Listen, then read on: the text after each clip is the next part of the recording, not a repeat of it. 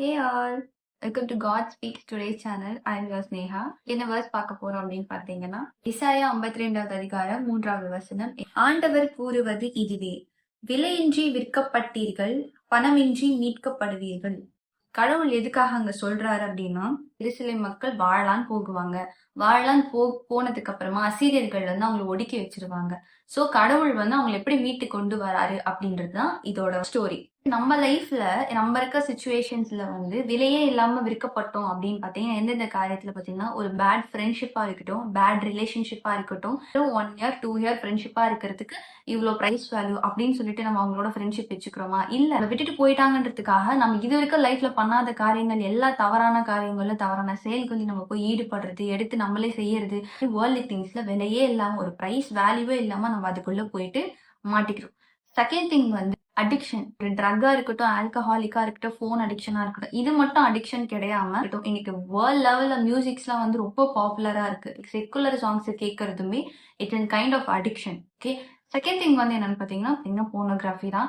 அந்த தப்பான விஷயங்கள் செய்யறாங்க. ஸ்கூல் படிக்கிற பசங்க எல்லாம் தப்பான விஷயங்கள் பாக்குறாங்க. பெரியவங்க கிட்ட தப்பா பிஹேவ் பண்ணிக்கிறாங்க. அந்த குழந்தைங்க எல்லாம் வந்து மென்டாலிட்டியே மாறுது. So pornography one kind of addiction. Person மேல அடிக்ஷன் ஆகும். நிறைய பேர் இவையில நான் செத்துருவேன் அப்படின்னு சொல்லிட்டு இன்னைக்கு நிறைய பேர் இந்த மாதிரி சுத்திக்கிட்டு இருக்காங்க. கூடவே நம்ம ஒன்னும் பொறுக்கல, அவங்க இல்லாம நம்ம வாழ முடியாதுன்னு சொல்றதுக்கு. Self love.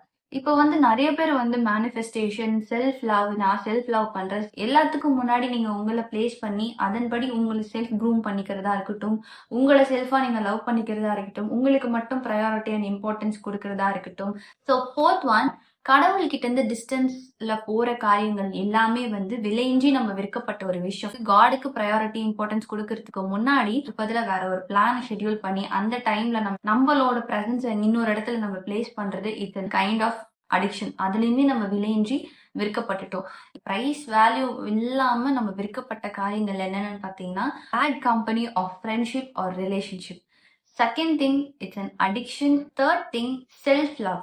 So fourth thing is distancing yourself from God. விலையின்றி விற்கப்பட்டீர்களோ, அதே போல கடவுள் வந்து என்ன சொல்றாருன்னா, பணமின்றி மீட்கப்படுவீர்கள் அப்படின்னு சொல்லிட்டு சொல்றாரு. நீங்க உலக காரியத்துல எந்தெந்த விஷயத்துல போயிட்டு நீங்க உங்களையே அறியாம சந்தோஷத்தை கொடுக்கும், நிம்மதியை கொடுக்கும், இருக்க ஒரு லைஃப் என்ஜாய் பண்ணலாம், ஜாலியா இருக்கலாம், உங்களுக்கு பிடிச்ச மாதிரி நீங்க போய் வாழணும்னு நினைச்சு போன இடத்துல நீங்க வெளியே வர முடியாம நான் மாட்டிக்கிட்டேன், என் வாழ்க்கையே நாசம் பண்ணுது, நான் இதுல இருந்து மீண்டே வர முடியாதா அப்படின்னு நினைக்கிற நம்மளுக்கு கடவுள் சொல்ற வார்த்தை என்னன்னு பாத்தீங்கன்னா, பணமின்றி மீட்கப்பட்டீர்கள். நிறைய பேரோட டெஸ்டிமோனிஸ் பார்த்திருப்பீங்க. சின்ஃபுல்லான லைஃப்ல இருந்து அப்படியே டிரான்ஸ்ஃபார்ம் ஆகி God will change them into a newly person. அவங்களுக்கு ஒரு நியூ ஐடென்டிட்டி கொடுத்து ஒரு அழகான புது மனுஷங்களா அவங்களுக்கு ஒரு அழகான ஒரு வாழ்க்கை கொடுப்பாரு.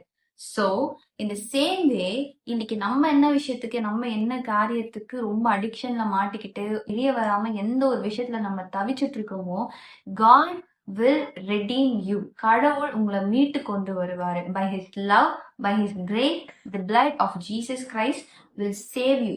இப்போ நான் ஒரு அடிக்ஷன்ல இருக்கேன், இப்போ எனக்கு வெளியில வர தெரியல, இப்படி நீங்க இருக்கீங்க அப்படின்னா should not be in the same place. அந்த சேம் பிளேஸ் அங்கேயே நம்ம இருக்கக்கூடாது. கடவுள் செய்வாரு, கடவுள் பார்த்துப்பாரு, கடவுள் என்னை மீட்டு கொண்டு வருவாருன்னு சொல்லிட்டு நம்ம அந்த விஷயத்திலே இருந்தோம்னா நம்மளால அதுல இருந்து வெளியே வர முடியாது. So first thing, all you have to do is read the word of God.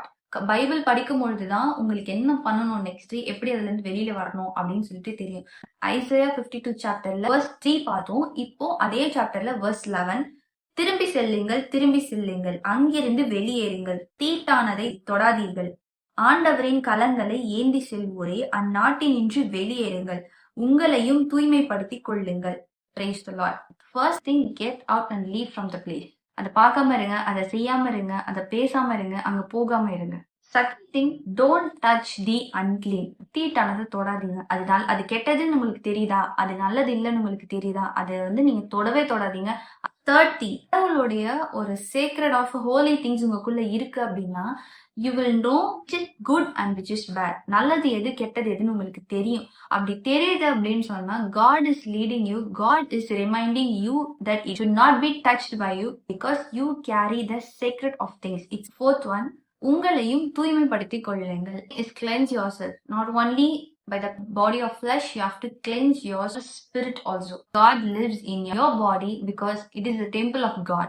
இன்னைக்கு இந்த வேர்ஸ் மூலயமா நம்ம என்ன தெரிஞ்சுக்கணும் அப்படின்னா, விலையின்றி விற்கப்பட்டீர்கள், பணமின்றி மீட்கப்படுவீர்கள் கடவுள் சொல்றாரு. அவரே உங்களை வந்து பணமின்றி மீட்பாரு. அதுக்காக நீங்க உங்களோட பார்ட் கரெக்டா செய்யணும். Praise the Lord. God loves you and I love you too. By.